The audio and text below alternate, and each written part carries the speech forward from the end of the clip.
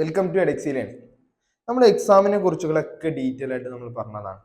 അപ്പൊ ഇനി നമ്മൾ എക്സാമിനെ കുറിച്ച് അറിഞ്ഞു, അതിന്റെ സബ്ജക്റ്റ് കാര്യങ്ങൾ ഏതൊക്കെയായിരിക്കും, എങ്ങനെയാണ് എക്സാമിന്റെ പാറ്റേൺ, എത്ര ടൈം ആണ്, എത്രയൊക്കെ ക്വസ്റ്റ്യൻസ് നമ്മൾ അറ്റൻഡ് ചെയ്തിരിക്കുന്നത് എന്നതിനെ കുറിച്ചൊക്കെ ഒരു ബേസ് ഐഡിയ നമ്മൾ ക്രിയേറ്റ് ചെയ്തു അല്ലെ. അപ്പൊ ഇനി അടുത്ത് എന്താ ചെയ്യാനുള്ളത്, എന്തായിരിക്കും നമ്മൾ ചെയ്യേണ്ടത് അല്ലെ? നമുക്ക് എല്ലാ കാര്യങ്ങളും അറിയാം, പക്ഷെ ഇനി നമ്മൾ എന്ത് ചെയ്യണം? പ്രിപ്പയർ ചെയ്ത് തുടങ്ങണം, പഠിച്ചു തുടങ്ങണം അല്ലെ, സ്റ്റാർട്ട് ചെയ്യണം. ഇനി അപ്പൊ എങ്ങനെ സ്റ്റാർട്ട് ചെയ്യാം? അപ്പൊ അതിന് മുമ്പായിട്ട് നമ്മൾ അറിഞ്ഞിരിക്കേണ്ട ഒരു ഇമ്പോർട്ടന്റ് കാര്യം എന്താണ്? നമ്മൾ എന്തൊക്കെയാണ് പഠിക്കാൻ പോകുന്നതിനെ എന്നതിനെ കുറിച്ച് നമ്മൾ ഡീറ്റെയിൽ ആയിട്ട് അറിഞ്ഞിരിക്കണം. അതായത് IPMAT സിലബസുകളെ കുറിച്ച് നമ്മൾ എന്ത് ചെയ്യണം? അറിഞ്ഞിരിക്കണം എന്ന് പറയുന്നത് ഏറ്റവും ഇമ്പോർട്ടൻ്റ് ആയിട്ടുള്ള ഒരു കാര്യമാണ്. ഓക്കെ, അപ്പോൾ ഫസ്റ്റത്തെ കേസ് എന്ന് പറയുന്നത് IPMAT ഇൻഡോറിന്റെ സിലബസ് എങ്ങനെയായിരിക്കും നമുക്ക് ഡിസ്കസ് ചെയ്യാം. നമ്മൾ എക്സാമിന്റെ പാറ്റേൺ ഡിസ്കസ് ചെയ്ത സമയത്ത് നമ്മൾ പറഞ്ഞിട്ടുണ്ടായിരുന്നു IPMAT മൂന്നാക്കി നമുക്ക് ഡിവൈഡ് ചെയ്യാം എന്നുള്ളത്. IPMAT ഇൻഡോറിന് നമ്മൾ മൂന്നാക്കി ഡിവൈഡ് ചെയ്യുന്നു. എങ്ങനെയായിരുന്നു? ഒന്ന് ക്വാണ്ടിറ്റേറ്റീവ് എബിലിറ്റിയുടെ ഷോർട്ട് ആൻസർ ടൈപ്പ് ക്വസ്റ്റ്യൻസും അതിന്റെ തന്നെ MCQ ടൈപ്പ് ആയിട്ടും പിന്നെ നമ്മൾ പറഞ്ഞ വെർബൽ എബിലിറ്റി ആയിരുന്നു അല്ലെ. അപ്പൊ ഇന്നത്തെ ഈ വീഡിയോയിൽ നമ്മൾ ഡിസ്കസ് ചെയ്യാൻ പോകുന്നത് ക്വാണ്ടിറ്റേറ്റീവ് എബിലിറ്റിയിലെ സബ് ടോപ്പിക്കുകൾ ഏതൊക്കെയാണെന്നുള്ളത്, അല്ലെങ്കിൽ നമ്മൾ ഏതൊക്കെ ടോപ്പിക്സ് ആണ് നമ്മൾ എക്സാമിന് വേണ്ടി പഠിക്കേണ്ടത് എന്നുള്ളതിനെ കുറിച്ചാണ് നമ്മൾ ഡീറ്റെയിൽ ആയിട്ട് ഡിസ്കസ് ചെയ്യാൻ പോകുന്നത്. ഓക്കെ, അപ്പൊ നമ്മൾ ആദ്യം ഇതിൽ മനസ്സിലാക്കേണ്ട കാര്യം എന്ന് പറയുന്നത് ഒന്ന് ഷോർട്ട് ആൻസർ ടൈപ്പ് ക്വസ്റ്റ്യൻസ് ആയിരിക്കും. എന്തായിരുന്നു ഷോർട്ട് ആൻസർ ക്വസ്റ്റ്യൻസ് നമ്മൾ പറഞ്ഞിട്ടുണ്ടായിരുന്നു അല്ലെ? നെഗറ്റീവ് മാർക്ക് ഇല്ലാത്ത, നമ്മൾ ടൈപ്പ് ചെയ്ത് ഇൻപുട്ട് ടൈപ്പ് ചെയ്തിട്ട് നമ്മൾ ആഡ് ചെയ്യേണ്ട ടൈപ്പ് ഓഫ് ക്വസ്റ്റ്യൻസ് ആണ് ഷോർട്ട് ആൻസർ ടൈപ്പ് എന്ന് പറയുന്നത്. അത് നമുക്ക് ഡയറക്റ്റ് ആയിട്ട് അറ്റൻഡ് ചെയ്യാം, കാരണം എന്താ? നെഗറ്റീവ് മാർക്കും കാര്യങ്ങളൊന്നും ഇല്ല. ഇനി നെക്സ്റ്റ് ഒരു ടൈപ്പ് എന്ന് പറയുന്നത് എന്തായിരുന്നു? MCQ അല്ലെ. MCQ എല്ലാവർക്കും അറിയുന്നതായിരിക്കും. നമുക്ക് എന്താണ് 4 ഓപ്ഷൻ തന്നിട്ട് അതിൽ നിന്ന് കറക്റ്റ് ആൻസർ ചൂസ് ചെയ്യുന്നത്. ഓക്കെ, അപ്പൊ ഇനി IPMAT ഇൻഡോറിന്റെ ക്വാണ്ടിറ്റേറ്റീവ് എബിലിറ്റി എന്ന് പറയുന്ന സെക്ഷനിൽ വരുന്ന ടോപ്പിക്സ് ഏതൊക്കെയാണ് നമുക്ക് ചെക്ക് ചെയ്ത് നോക്കാം അല്ലെ. അപ്പൊ എല്ലാ എക്സാമിനും ക്വാണ്ടിറ്റേറ്റീവ് എബിലിറ്റി ഉണ്ട്. ഇപ്പൊ എന്താണ്? IPMAT ഉണ്ട്, അതുപോലെ തന്നെ നമ്മുടെ CAT എക്സാമിനുണ്ട്, മറ്റുള്ള കോമ്പറ്റേറ്റീവ് എക്സാമുകളൊക്കെ എന്തുണ്ട്? ക്വാണ്ടിറ്റേറ്റീവ് എബിലിറ്റി എന്ന് പറയുന്ന ടോപ്പിക്സ് ഉണ്ട്. ഓക്കെ, അപ്പൊ ഇതിൽ വരുന്ന ഫസ്റ്റ് ടോപ്പിക് എന്ന് പറയുന്നത് നമ്പർ സിസ്റ്റം. എന്തുകൊണ്ട് നമ്പർ സിസ്റ്റം?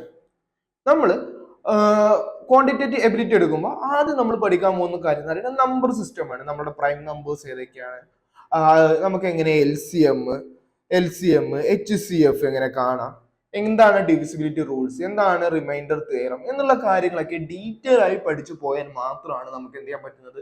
ബാക്കിയുള്ള ടോപ്പിക്സ് ക്ലിയർ ആയിട്ട് ചെയ്യാൻ പറ്റുന്നത്. ഓക്കെ, അതുകൊണ്ട് നമ്മൾ എപ്പോഴും ഫസ്റ്റ് ക്വാണ്ടിറ്റേറ്റീവ് എബിലിറ്റി പഠിക്കുന്ന ഒരു സ്റ്റുഡന്റ് എപ്പോഴും ആദ്യം ഫോക്കസ് ചെയ്യേണ്ട ഏരിയ എന്ന് പറയുന്നത് നമ്പർ സിസ്റ്റമാണ്. ഇനി സെക്കൻഡ് എന്ന് പറയുന്നത് ആവറേജ് ആൻഡ് പെർസെൻറ്റേജ്.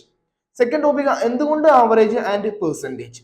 ആവറേജ് എന്ന് പറഞ്ഞു കഴിഞ്ഞാൽ നമുക്കറിയാം അല്ലെ, ടോട്ടൽ സമ്മിനെ നമ്മൾ എന്ത് ചെയ്യാണ്? നമ്പർ കൊണ്ട് ഡിവൈഡ് ചെയ്യുമ്പോഴാണ് നമുക്ക് ആവറേജ് കിട്ടുന്നത്, അല്ലെങ്കിൽ ഒരു പെർട്ടിക്കുലർ കാര്യത്തിന്റെ ഒരു ആവറേജ് നമ്മൾ കാൽക്കുലേറ്റ് ചെയ്യുന്നത്. ഓക്കെ, എന്തുകൊണ്ട്? ഏറ്റവും ബേസ് ആയിട്ടുള്ള ഒരു കാൽക്കുലേഷൻ ആണ് ആവറേജ് എന്ന് പറയുന്നത്. അതുപോലെ തന്നെ പെർസെൻറ്റേജ് എന്ന് പറയുന്നത്. ഈ പെർസെൻറ്റേജിനെ ഫോളോ ചെയ്തിട്ട് തന്നെ ആയിരിക്കും എന്ത് വരുന്നത്? നമ്മുടെ ഡാറ്റ ഇന്റർപ്രിട്ടേഷനിൽ ക്വസ്റ്റ്യൻസും കാര്യങ്ങളും വരുന്നത്. അതുപോലെ തന്നെ എന്താണ്? നമ്മളുടെ പ്രോഫിറ്റ് ആൻഡ് ലോസ് ആണെന്നുണ്ടെങ്കിൽ നമുക്ക് പ്രോഫിറ്റ് പെർസെൻറ്റേജ് കാണാനും എന്നുള്ള ക്വസ്റ്റ്യൻസ് എല്ലാം വരുമ്പോൾ നമ്മൾ ചൂസ് ചെയ്യുന്നത് എന്താണ്? ഈ പറഞ്ഞിട്ടുള്ള പെർസെൻറ്റേജ് കാര്യങ്ങളാണ്. അതാണ് സെക്കൻഡ് ടോപ്പിക് എന്ന് പറയുന്നത്. അടുത്തത് നമ്മൾ എന്താണ്? ഇൻഡിസസ് ആൻഡ് സേർഡ്സ് അല്ലെ. നമുക്ക് ഇക്വേഷൻ ബേസ് ചെയ്ത് വരുന്ന ആൾജിബ്രയിൽ വരുന്ന ക്വസ്റ്റ്യൻസ് ആണ് എന്തെന്ന് പറയുന്നത്? ഇൻഡിസസും അതുപോലെ സേർഡ്സും ക്വസ്റ്റ്യൻസ് എന്ന് പറയുന്നത്. ഓക്കെ, അത് നമ്മൾ പ്രോപ്പർ ആയിട്ട് നമ്മൾ എന്ത് ചെയ്യും? ലീനിയർ ഇക്വേഷൻസും കാര്യങ്ങളെല്ലാം പഠിച്ച് പ്രോപ്പർ ആയിട്ട് നമ്മൾ എന്ത് ചെയ്യും? അതിന്റെ ഡീറ്റെയിൽ ആയിട്ടുള്ള ക്ലാസ്സുകൾ നിങ്ങൾക്ക് എന്താണ് പ്രൊവൈഡ് ചെയ്യുന്നതായിരിക്കും. ഇനി അടുത്തതാണ് നമ്മുടെ SI ആൻഡ് CI എന്ന് പറയുന്നത്. ഓക്കെ, ഈ SI ആൻഡ് CI നമ്മൾ എന്താണ്? SI എന്ന് പറഞ്ഞാൽ സിമ്പിൾ ഇൻട്രസ്റ്റും CI എന്ന് പറഞ്ഞാൽ കോമ്പൗണ്ട് ഇൻട്രസ്റ്റും ആണ് അല്ലെ.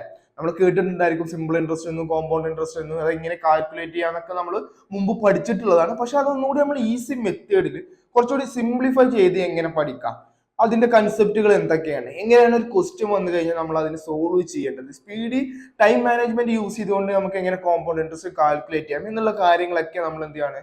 ഇവിടെ ക്ലിയർ ആയിട്ട് പഠിക്കുന്നുണ്ട്. അടുത്തെന്ന് പറയുന്നത് ഞാൻ ഓൾറെഡി പറഞ്ഞു പ്രോഫിറ്റ് ആൻഡ് ലോസ് അല്ലെ. എങ്ങനെയായിരിക്കും ഒരു കമ്പനിയുടെ പ്രോഫിറ്റ് കാൽക്കുലേറ്റ് ചെയ്യുന്നത്, എങ്ങനെയാണ് പ്രോഫിറ്റ് പെർസെൻറ്റേജ് കാൽക്കുലേറ്റ് ചെയ്യുന്നത്, എങ്ങനെയാണ് ലോസ് വരുന്നത്, എങ്ങനെ ഡിസ്കൗണ്ട് കൊടുക്കുമ്പോൾ, അതുപോലെ തന്നെ അവിടെ മാർക്കറ്റ് പ്രൈസ്, കോസ്റ്റ് പ്രൈസ്, ഇതിനൊക്കെ ഡിപ്പെൻഡ് ചെയ്തിട്ടുള്ള പ്രോഫിറ്റ് ആൻഡ് ലോസ് ക്വസ്റ്റ്യൻസ് നമുക്ക് ചെയ്യാനുണ്ടായിരിക്കും. അടുത്തത് അൾജിബ്രൈക് ഫോർമുല. നമ്മൾ പറഞ്ഞില്ല, ലീനിയർ ഇക്വേഷൻസ്, അതുപോലെ ക്വാഡ്രിലാറ്ററൽ ഇക്വേഷൻസ്, ഇങ്ങനെയുള്ള ക്വസ്റ്റ്യൻസ് ബേസ് ചെയ്ത് വരുന്നതാണ്, അല്ലെങ്കിൽ ഇങ്ങനത്തെ ടോപ്പിക്കിനെ ബേസ് ചെയ്ത് വരുന്ന ഒരു ഫങ്ഷൻസ് അല്ലെങ്കിൽ എന്താണ് ഇക്വേഷൻ ഫോർമുലാസ് ആണ് ഈ ആൾജിബ്രൈക് ഫോർമുല എന്ന് പറയുന്ന ടോപ്പിക്കിൽ വരുന്നത്. അടുത്തത് ഓൾറെഡി ലീനിയർ ക്വാഡ്രാറ്റിക് ഇക്വേഷൻ, അത് നമ്മൾ പറഞ്ഞു അല്ലെ. ഈ ആൾജിബ്രയുടെ ബേസ് ചെയ്ത് വരുന്ന ക്വസ്റ്റ്യൻസ് ആണ് ഇതിലും ഉള്ളത്.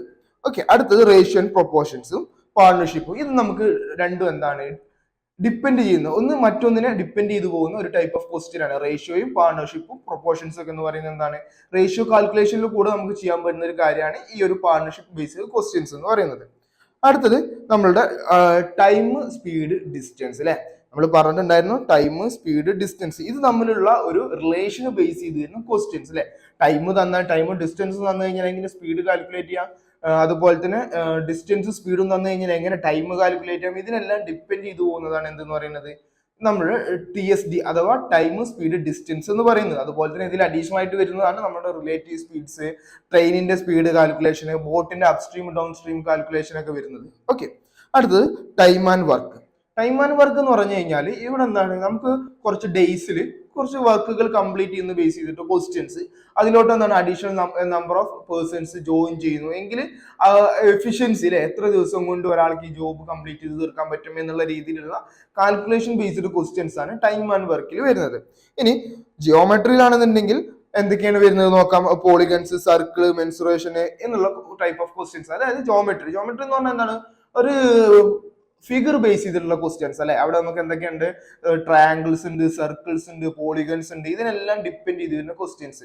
ട്രയാങ്കിൾ ആണെന്നുണ്ടെങ്കിൽ നമുക്ക് പൈതഗോറസ് തിയറം കാര്യങ്ങളൊക്കെ യൂസ് ചെയ്തിട്ടും, റേഡിയസ് സർക്കിളോട്ട് പോവുകയാണെങ്കിൽ റേഡിയസും അതിന്റെ ഏരിയകളും ഇതിനെല്ലാം ഡിപ്പെൻഡ് ചെയ്ത് പോകുന്ന ക്വസ്റ്റ്യൻസ് ആണ് ജിയോമെട്രിയിൽ വരുന്നത്. ഇനി പെർമ്യൂട്ടേഷൻ, കോമ്പിനേഷൻ ആൻഡ് പ്രോബബിലിറ്റി. ഈ ഒരു ക്വസ്റ്റ്യൻ എന്ന് പറയുന്നത് നമ്മുടെ മോഡേൺ മാത്സിലെ സെറ്റ് തിയറിയും പ്രോബബിലിറ്റിനെയും ഡിപ്പെൻഡ് ചെയ്ത് വരുന്ന ക്വസ്റ്റ്യൻസ് ആണ്. ഓക്കെ, പക്ഷെ ഇത് സിമ്പിൾ ആണ്, നമുക്ക് എന്താണ് ഇൻട്രസ്റ്റിംഗ് ആയിട്ട് പഠിക്കാൻ പറ്റുന്ന ഒരു ഏരിയ ആണ് പ്രോബബിലിറ്റിയുടെ ചാപ്റ്റർ എന്ന് പറയുന്നത്. ഇനി മെട്രിക്സ് ആൻഡ് ഡിറ്റർമിനൻസ് നിങ്ങളിപ്പോ പഠിച്ചിട്ടുണ്ടായിരിക്കും അല്ലെ. പ്ലസ് ടുവില് നമ്മൾ എന്താണ് മെട്രിക്സ് ഒക്കെ പഠിച്ചിട്ടുണ്ടായിരിക്കും അല്ലെ. മെട്രിക്സ് ഒക്കെ കണ്ടിട്ടുണ്ടോ അല്ലെ. ABCD എന്ന് പറഞ്ഞു പോവുകയാണെന്നുണ്ടെങ്കിൽ നമ്മൾ ഇതിനിങ്ങനെ മാർക്ക് ചെയ്ത് പോകുന്നതൊക്കെയാണ് എന്തെന്ന് പറയുന്നത് മെട്രിക്സ് ഫോർം എന്ന് പറയുന്നത്. ഇനി ഇതിൽ നിന്ന് എങ്ങനെ അതിന്റെ ഡിറ്റർമിനൻസും കാര്യങ്ങളും കാൽക്കുലേറ്റ് ചെയ്യാം, വളരെ സിമ്പിൾ ആയിട്ട് നമുക്ക് പഠിക്കാൻ പറ്റുന്ന ഒരു ഏരിയ ആണ്. പക്ഷെ എന്താണ് കുറച്ചുകൂടി ഡീപ്പ് ആയിട്ടുള്ള ഒരു ഏരിയ ആണ് മെട്രിക്സ് എന്ന് പറയുന്നത്. ഓക്കെ, അടുത്തത് നമ്മുടെ ലോഗരിതംസും നമുക്ക് എന്താണ് ഈ പറഞ്ഞിട്ടുള്ള ഇക്വേഷൻസ് അല്ലെ, ലോഗ് എയും ബിയും അങ്ങനെയുള്ള കാര്യങ്ങളൊക്കെ പറഞ്ഞിട്ട് ലോഗ് ബേസ് എ എന്നൊക്കെ പറഞ്ഞ് നമ്മൾ ചെയ്തു പോകുന്ന പ്രോഗ്രാമുകളാണ്, അല്ലെങ്കിൽ എന്താണ് ക്വസ്റ്റ്യൻസ് ആണ് ലോഗരിതത്തിൽ വരുന്നത്. ഓക്കെ, അപ്പൊ എന്ത് ചെയ്യാം, ഇത്രയും ഭാഗങ്ങളാണ് നമ്മുടെ ക്വാണ്ടിറ്റേറ്റീവ് എബിലിറ്റിയിൽ നിന്ന് വരുന്നത്. ഇനി അടുത്തത് എന്ന് പറയുന്നത്, ഇതിന്റെ ബാക്കി എന്ന് പറയുന്നത് നമ്മൾ വെർബൽ എബിലിറ്റി ആണ്. അത് നമ്മൾ എന്ത് ചെയ്യും, അടുത്ത വീഡിയോയിൽ നമ്മൾ എന്ത് ചെയ്യും, കാൽക്കുലേറ്റ് ചെയ്യും. ഇനി നിങ്ങൾക്ക് ക്വാണ്ടിറ്റേറ്റീവ് എബിലിറ്റിയുടെ ബേസിക് ക്ലാസ്സുകളും അതിന്റെ ഫൗണ്ടേഷൻ ക്ലാസ്സുകളും നിങ്ങൾക്ക് കാണണമെന്നുണ്ടെങ്കിൽ ജസ്റ്റ് ഒന്ന് ചെയ്താൽ മതി, ഒന്ന് കമന്റ് ചെയ്താൽ മതി, അല്ലെങ്കിൽ എന്താണ് നമ്മൾ നമ്പർ ഇവിടെ ഉണ്ട്, അതിലൊന്ന് കോൺടാക്ട് ചെയ്താൽ മതി. ഓക്കെ.